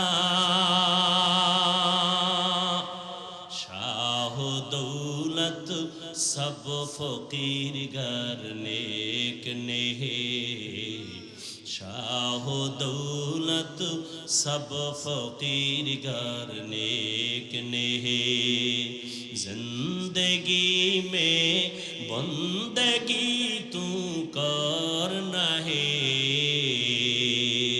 जिंदगी बे बंदगी शर्मिंदा है, जिंदगी बे बंदगी शर्मिंदा है। ও আমার কলিজার যুবক বাবারা, বলো নবীজি সাহায্য চাইতেন কার কাছে? সবাই একমত? নবী যদি আল্লাহর কাছে চাইতে পারেন, তোমার আল্লাহর কাছে চাইতে সমস্যা কেন? আল্লাহরে পছন্দ হয় না? হয়? হইলে তাহলে চাও না কেন? আল্লাহ দিতে পারেন না? পারেন? তাহলে চাও না কেন? আল্লাহ তো দেওয়ার জন্য রাতের গভীরে প্রথম আসমানে এসে ডাকেন, ও আমার গোলাম আর কত ঘুমাবি, ও আল্লাহ বান্দারে প্রতি রাতের গভীরে ডাকে, আয় আয় আয়, আমার একবার ডাক দে, মোহাব্বত লাগায় ডাক, দুই ফোঁটা চোখের পানি ছেড়ে কান্না কর। একটা সন্তান চোখের পানি ছেড়ে যদি আম্মার কাছে বলে আম্মু আমারে মাফ করে দাও, আমি ভুল করেছি, মায়ের মায়া কমে না বাড়ে? মা কয় তোরে আর কোনোদিন কিছু বলবো না, আয় আমি কলিজাবির একটু দোয়া কইরা দেই। একটা ছাত্র অন্যায় কইরা যদি কান্না করে বলে আমার ওস্তাদ জি আমারে মাফ করে দেন, ওস্তাদের মায়া বাড়ে না কমে? ওরে কান্না দেখলে যদি সন্তানের কান্নায় মায়ের মায়া বাড়ে, ছাত্রের কান্না দেখলে যদি শিক্ষকের মায়া বাড়ে, ওরে আমার মাওলার মায়া কি কম? ওরে আমার মাওলারে যদি দুই ফোঁটা চোখের পানি ছেড়ে একবার ডাক দিতে পারো, হে মালিক, এই জমিনে আমার মতো গুনাহগার কেউ নাই। মানুষ আমারে কত সম্মানের চেয়ারে বসাইছে, আসলে আমার মতো খারাপ জমিনে কেউ নাই। আমি চোখ বন্ধ করে দেখলাম গুনার কারণে আমার হাত না পাক, আমার চোখ না পাক, আমার জিহ্বা না পাক, আমার অন্তর না পাক। এই অবস্থায় যদি আজরাইল আমার রূহটা নিতে আসে, আমার মনে হয় আমি ঈমান নিয়ে মরার বিছানায় যেতে পারবো না রে বাবা। ও আল্লাহর বান্দারা, আজকে তোমাদের পাও ধইরা ধইরা বয়ান করি কেন? এতক্ষণ যে চিল্লাইয়া বয়ান করলাম, একবারও বলি না ও কলিজার যুবকেরা তাড়াতাড়ি পাগড়ি লাগা, হাতে তসবিহ নে, স্কুলে তালা লাগায় মাদ্রাসায় আয়। একবারও বলি নাই বলবো না, তাহলে বলবো কি? বলবো হে যুবক, স্কুলে পড়ো, কলেজে পড়ো আলহামদুলিল্লাহ, চাকরি করো আলহামদুলিল্লাহ, ব্যবসা করো আলহামদুলিল্লাহ, লেখাপড়া করো আলহামদুলিল্লাহ, কোনো বাধা নাই। বাবা তুমি ডাক্তার হও, কলিজা দিয়া দোয়া করি, ইঞ্জিনিয়ার হও, প্রফেসর হও, তবে আমার দাবি একটা, বেয়াদব কোনোদিন হইও না। তোমার আচরণে কোনোদিন যেন মা বাবা কষ্ট না পায়, তোমার ব্যবহারে কোনোদিন শিক্ষক যেন কষ্ট না পায়, তোমার ব্যবহারে কোনোদিন যেন মুরব্বী উলামায়ে কেরাম কষ্ট না পায়। জীবনে আদর্শ নিয়ে ডাক্তার হও, তোমার সম্মান থাকবে সবার উপরে, তোমাকে সবাই মাথায় সম্মান নিয়ে চলবে। কিন্তু ডাক্তার হইয়া যদি আদর্শ ঠিক রাখতে না পারো, ডাক্তার হইলেও তাসলিমার মতো জুতার বাড়ি খায় পালানো লাগবে। ঢাকা কলেজের প্রফেসর আহমদ শরীফ ক্লাসের মধ্যে ঢুইকা কয়, এই ছেলে মেয়েরা আমার চিনস্তি, কয় চিনি স্যার। নাম কি জানো নি? কয় জানি। বল। কয় বেয়াদবি হবে। কয় শোন আমার নাম আহমদ শরীফ, আমি ঢাকা কলেজের প্রফেসর। শোন, এত জীবন শুনছো কোরআন শরীফ, হাদিস শরীফ, মক্কা শরীফ, মদিনা শরীফ, আজকে থেকে শুনে রাখ, মক্কা শরীফ লাগবে না, মদিনা শরীফ লাগবে না, হাদিস শরীফ লাগবে না, কোরআন শরীফ লাগবে না, আজকে থেকে আমি আহমদ শরীফ যথেষ্ট। মরার আগে ছেলে মেয়েকে বলে গেছিল, আমি মরার পরে কবর বিশ্বাস করি না, আমি মইরা গেলে কবরে তোরা দাফন করবি না। ঠিকই ওই নাস্তিক বেঈমানের কবরে দাফন করা হয় নাই, সন্তানেরা দেহটা দান করে দিছে হসপিটালে, ওর কপালে কবরও নাই। এই প্রফেসর হইয়া লাভ নাই রে বাবা, সম্মানের একটা ডাক্তার হও, ইঞ্জিনিয়ার হও, প্রফেসর হও, মানুষ যেন তোমার কলিজা দিয়া দোয়া করে। এই জন্য লাগবে তোমার সুন্দর চরিত্র, আদব নিয়ে চলবা, মা বাবার দোয়া নিয়ে চলবা, উলামায়ে কেরামের দোয়া, শিক্ষকের দোয়া ছাড়া আগাইতে পারবা না। তোমার জীবনের সফলতার এক নাম্বার দোয়া মা বাবা, জীবনের সফলতার দ্বিতীয় দোয়া শিক্ষকের দোয়া লাগবে। আমার আব্বা আম্মা আমাকে দোয়া করছেন, আল্লাহ আমাকে ভালো বানাইছেন, কিন্তু এই চেয়ারে বৈশা বয়ান করা আমার আব্বা আমাকে শিখান নাই, আম্মা আমাকে শিখান নাই, আমাকে হাতে কলমে দইরা দইরা আমাকে কথা শিখাইছেন, লেখা শিখাইছেন, বলা শিখাইছেন আমার শিক্ষক। অতএব শিক্ষকের অবদান ভুলার মতো না। যদি খবরদার মা বাবার দোয়া আল্লাহর কসম তোমার জীবনের সফলতার চাবি, শিক্ষকের দোয়া তোমার জীবনের সফলতার চাবি, উলামায়ে কেরামের দোয়া সফলতার চাবি। ঠিক এর বিপরীতে মা বাবার বরদোয়া তোমার জীবনের জন্য আগুন, ওস্তাদের বরদোয়া তোমার জীবনের জন্য আগুন, উলামায়ে কেরামের বরদোয়া তোমার জীবনের জন্য আগুন। আজকে বাংলাদেশে যত ঝামেলা দেখতেছো, আলেমদের সাথে বেয়াদবির ফলাফল। এই জন্য যুবকেরে বলি, পাও দুইটা ধইরা বলি, অঙ্গীকার কর, শপথ কর, ওয়াদা কর, জীবনে মা বাবার দোয়া নিব। দোয়া নিতে না পারলেও অঙ্গীকার কর বদদোয়াটা নিবি না। যদি নেও মরার আগে পঙ্গু হয়ে যাবি, চাকার তলে মাথা ঢুকে যাবে, টেরি পাবি না। শিক্ষকের দোয়া নিবি, যদি নাও পারো অঙ্গীকার কর কোনদিন শিক্ষকের বদদোয়া নিবা না। যদি পারো উলামায়ে কেরামের দোয়া নিবা, যদি না পারো অঙ্গীকার করো কোনদিন বেয়াদবি করে বদদোয়াটা নিবা না।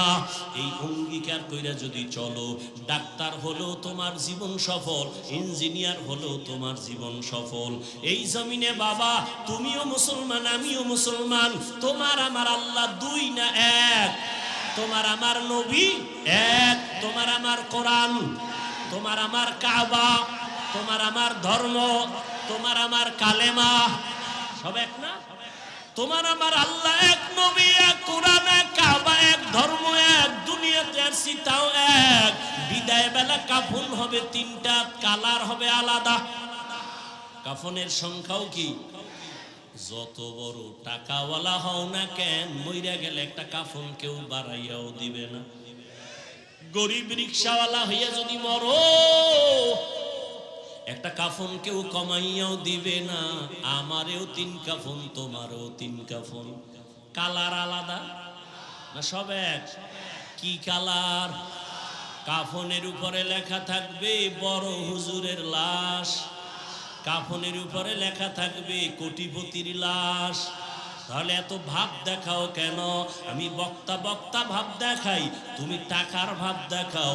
যত ভাব দেখাই না কেন, সাদা কাফনে যেদিন ঢুকবো ওদিন সব বাহাদুরি শেষ হয়ে যাবে। কবরের সাইজও হবে এক, কবরে রাখার পরে প্রশ্ন হবে তিনটা, তাও এক। নাকি আপনাদের প্রশ্ন আলাদা?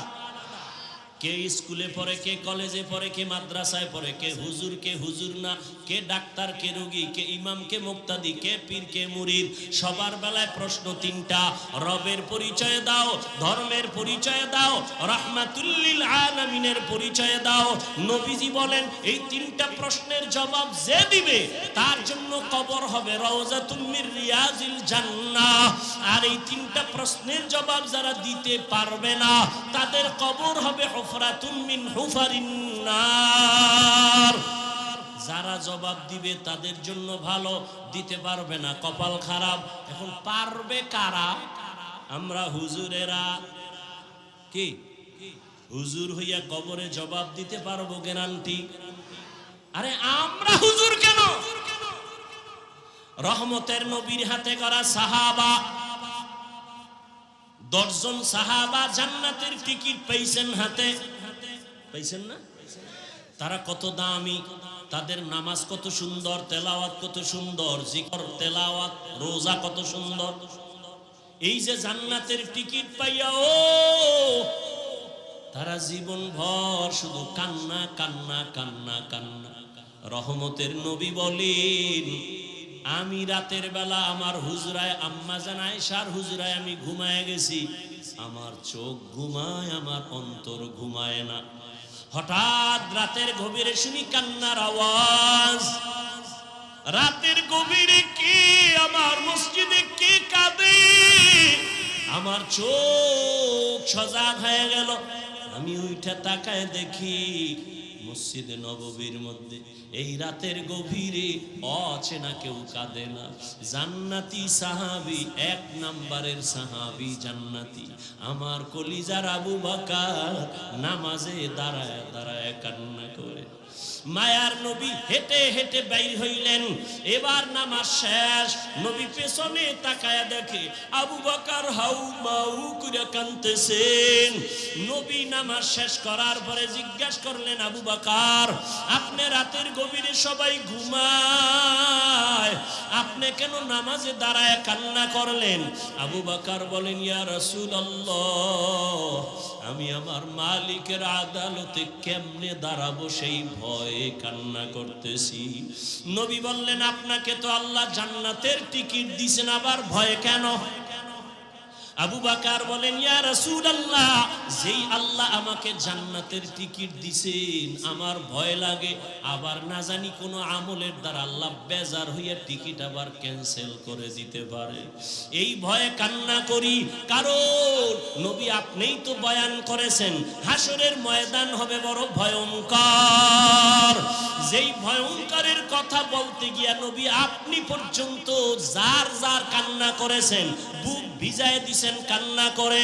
কেমন ভয়ঙ্কর হবে হাসরের মাঠ। নবী আপনি তো বলেছেন জমিনটা হয়ে যাবে পুরা সমান, আল্লাহর আদালত হবে সিরিয়ার জমিনে বা আরাফাতের ময়দানে। জমিনটা সূর্যের নিচে এসে এমন তাপ দেওয়া শুরু করবে, সূর্যের গরমে জমিনটা হবে তামা। ও নবী আপনিই তো বয়ান করেছেন হাসরের ময়দানে সূর্যের গরমে জমিনটা তামা হয়ে যাবে। অন্যদিকে জাহান্নামের আওয়াজ, আবার আমার মাওলাও তো রাগান্বিত আওয়াজ দিবেন আর বলবেন লিমানিল মুলকুল ইয়াউম লিল্লাহিল ওয়াহিদিল কাহ্হার। ওই দিন নবী আল্লাহ রাগান্বিত আওয়াজ দিবেন, আল্লাহ তাআলার কুদরতি রাগান্বিত আওয়াজে হাসরের ময়দানটা থরথর করে কেঁপে উঠবে রে মুমিন। ও নবী আপনি বলেছেন ওই সময় হাসরের এমন ভয়াবহ অবস্থা হবে, জাহান্নামের চিৎকারের আওয়াজ। জাহান্নাম বলবে আল্লাহ বেনামাজি গুলো কই, বেপরদাওয়ালারা কই, গুনাহগার গুলো আমার পেটে দাও, আমার পেটে বড় ক্ষুধা। জাহান্নামের আওয়াজে আল্লাহ বলবে ফেরেশতারা জাহান্নামের গলায় ৭০,০০০ শিকল লাগাইয়া ধর, সামনের দিকে যেন আসতে না পারে, আমি বিচারটা শেষ করে নেই তারপরে ওর খোরাক দিব। জাহান্নামকে ধৈর্যই রাখতে পারে না। এমন এক অবস্থা রহমতের নবীও কান্না শুরু করবেন, আল্লাহ জাহান্নামের ফিরাও, আমার একটা উম্মতেরও যেন ধরতে না পারে। আমার উম্মতের যদি জাহান্নাম খাইয়াই ফেলায় আমি জান্নাতের দরওয়াজায় যাব না। তখন আবার আল্লাহ ফেরেশতাকে ডাকবে, আয়। আল্লাহ কুদরতের হাতে একটু পানি দিয়া বলবে জাহান্নামের গায়ে পানিটা ছিটাইয়া দাও। ছিটাইয়া দেওয়া মাত্র জাহান্নাম দ্রুত গতিতে পেছন দিকে ভাগতে থাকবে। ফেরেশতারা বলবেন আল্লাহ ৭০,০০০ শিকল লাগাইয়া যেই জাহান্নামকে ধরে রাখতে পারলাম না, এমনকি বরকতের পানি দিলা, একটু পানি দেওয়া মাত্র জাহান্নামের এমন দৌড় পেছন দিকে ভাগা শুরু হয়ে গেল। ও আল্লাহ, এটা কোন বরকতের পানি? এটা কি হাউজে কাউসারের পানি, নাকি আবে হায়াতের পানি, নাকি দুনিয়ার কোন সমুদ্রের পানি, নাকি জমজমের পানি, নাকি এটা বৃষ্টির বরকতি পানি? আল্লাহ বলবে না ফেরেশতা, এই পানিটা আবে হায়াতের পানিও না, এই পানিটা কাউসারের পানিও না, এই পানিটা জমজমের পানিও না, এই পানি আমার নবীর গুনাহগার উম্মতের চোখের পানি। ওই বাংলাদেশ মাঠের মধ্যে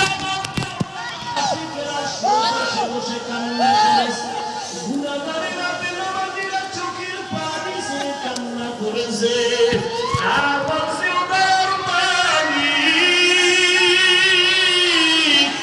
জীবনের শয়তানের ধোকায় কত নামাজ ছাড়লাম, কত বেপরদায় চললাম, ও আল্লাহ জীবনে কত দাড়ি কাটলাম, আর জীবনে নামাজ ছাড়বো না, আর দাড়ি কাটবো না, বেপরদায় চলবো না।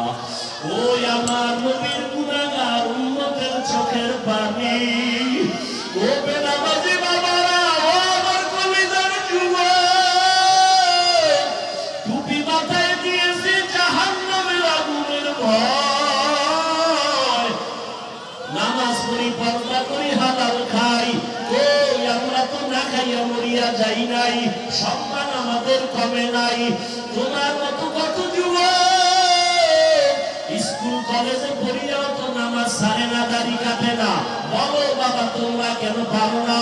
তোমার মতো যুবক চাকরি করে, ব্যবসা করে, দাড়ি কাটে না, নামাজ ছাড়ে না, কেন তুমি পারবা না? তোমার মতো যুবক দোকানদারি করে, নামাজ পড়ে, শ্রমিকের কাজ করে, নামাজ পড়ে। তোমার মতো যুবক গাড়ি চালায়, নামাজ ছাড়ে না, বলো তুমি কেন পারবা না? ও পর্দার আড়ালের মা বোনেরা, আপনার মতো কত মা, কত বোন নামাজ পড়ে, পর্দা করে, মোবাইলে সময় নষ্ট করে না। ও আমার বেনামাজি বাবারা, দাড়ি কামানেওয়ালা বাবারা, ওই আল্লাহর কোরআনটাকে কি মিথ্যা মনে করছো? নবীর কথা মিথ্যা মনে করেছো? না না, তোমার অন্তর যদি বলে সত্য, গুনাহগারের জন্য জাহান্নামটাও সত্য। এখনো পায়ে হাত রেখে বলি, একটু তওবা করে আমার আল্লাহকে গোপনে ডাক দাও, আর বলো হে দয়ার আল্লাহ, এই জীবনে কত দাড়ি কাটলাম, নামাজ ছাড়লাম, বেপরদায় চললাম, আজকে থেকে তওবা করলাম, আর নামাজ ছাড়বো না, বেপরদায় চলবো না, আর নবীর তরিকার বাইরে চলবো না, আর দাড়ি কাটবো না, মা বাবার সাথে বেয়াদবি করবো না, উলামায়ে কেরামের দোয়া নিয়া, শিক্ষকের দোয়া নিয়া নবীর তরিকায় চলবো। তওবা করার মতো যদি অন্তর তৈরি হয়, হায়াতের মালিক আল্লাহ, রিজিকের মালিক আল্লাহ, ইজ্জতের মালিক আল্লাহ। মনটাকে বুঝাও যে তোমার মতো যুবক জেনারেল লাইনে থাইকাও যদি নামাজ পড়ে, তুমি কেন পারবা না? তওবা করার মতো যদি নিয়ত হয়, মনে মনে আমার আল্লাহকে বলো, আর 2 ফোঁটা চোখের পানি ছেড়ে কান্না করো, আর বলো আল্লাহ, তোমার দরজা ছাড়া আর কোনো দরজা নাই। গুনার কারণে দিলটা শক্ত, চোখে পানি নাই। ওরে কান্না যদি না আসে, চেষ্টা করো, দেখো কার চোখে পানি। হাতটা বাড়ায়া কান্নাওয়ালার থেকে দোয়া নিও, মা বাবার দোয়া নিও, আর তওবা করো, আর আল্লাহকে বলো, আর নামাজ ছাড়বা না, দাড়ি কাটবা না, বেপরদায় চলবা না, মা বাবার দোয়া নিয়া, আলেমের দোয়া নিয়া, নবীর তরিকা মেনে চলবা, মুরব্বির দোয়া নিয়া চলবা। তওবা করার মতো যদি নিয়ত হয়, 2টো হাত আমার আল্লাহকে দেখায় দাও। আয় আল্লাহ, আমাদের তওবা কবুল করে নেন। আয় আল্লাহ, গুনাহমুক্ত জীবন দান করেন। আয় আল্লাহ, আমার কলিজার একটা যুবকেরও খালি ফিরাইয়া দিয়েন না রে আল্লাহ। সবার জীবনকে দ্বীনের জন্য কবুল করেন। আয় আল্লাহ, শয়তানের ধোঁকা থেকে বাঁচিয়া তওবার উপরে মজবুত হইয়া চলার তৌফিক দান করেন, আমিন। আলহামদুলিল্লাহি রাব্বিল আলামিন, ওয়াসসালাতু ওয়াসসালামু আলা সাইয়্যিদিল আমবিয়াই ওয়াল মুরসালিন ওয়া আলা আলিহি ওয়া আসহাবিহি আজমাইন। ইয়া আরহামার রাহিমিন, ইয়া আরহামার রাহিমিন, ইয়া আরহামার রাহিমিন।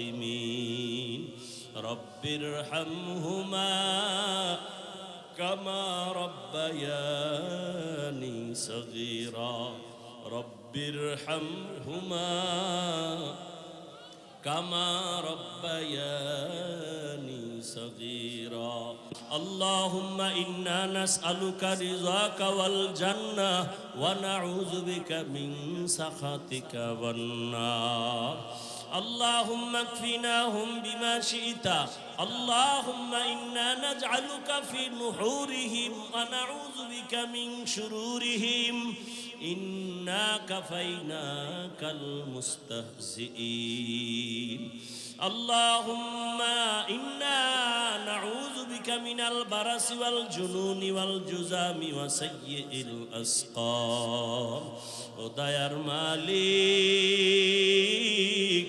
গভীর রাত কুদরতের নজর দিয়া তাকায় দেখি কত উলামায়ে কেরাম, কত মুরব্বী, কত ব্যবসায়ী, চাকরিজীবী, হাজী সাহেব, আমার কলিজার কত যুবক, কত ছাত্র ভাই, পর্দার আড়ালে কত মা বোনেরা আপনার দরওয়াজায় হাত তুলেছে। আয় আল্লাহ, টাকা চাই না, বাড়ি চাই না, জাহান্নাম থেকে মুক্তি চাই আল্লাহ। শয়তানের ধোকায় গুনাহ করে ফেলেছি রে আল্লাহ। গুনার কারণে আমার হাত না পাক, আমার চোখ না পাক, আমার জিহ্বা না পাক, আমার অন্তর না পাক। তওবার নিয়ত করেছি, আর গুনাহ করব না, আর নাফরমানি করব না, আর দাড়ি কাটব না, আর বেপরদায় চলব না, আর নামাজ ছাড়ব না, মা বাবার সাথে বেয়াদবি করব না। আমাদের উস্তাদ শিক্ষকদের দোয়া নিয়া, উলামায়ে কেরামের দোয়া নিয়া নবীর তরিকা মেনে চলব। আয় আল্লাহ, আমাদের তওবা কবুল করে নেন। আয় আল্লাহ, নাজাতের কোনো রাস্তাই তো দেখি না। মনে হয় যেন গুনার কারণে আমি জাহান্নামের আসামি। আয় আল্লাহ, দুনিয়াতে সূর্যের গরম সহ্য করতে পারি না, গুনাহ নিয়ে কবরে গেলে জাহান্নামের গরম কেমনে সহ্য করব? একটা মশার কামড় সইতে পারি না, জাহান্নামের আযাব কেমনে সহ্য করব? একটা বেতের বাড়ি সইতে পারি না, দুই পার্শ্বের মাটির চাপ কেমনে সহ্য করব রে আল্লাহ। আয় আল্লাহ, যত তওবা করি আবার শয়তানের ধোকায় পড়ে ভেঙ্গে ফেলি। এ জীবনে না করিলাম বন্দেগি, গুনাহ করে কাটাইলাম জিন্দেগি। তওবা করে আবার তওবা ভাঙ্গি না, তওবা করে আবার তওবা ভাঙ্গি না, অবশেষে খাঁটি তওবা করিলাম। সকলেরই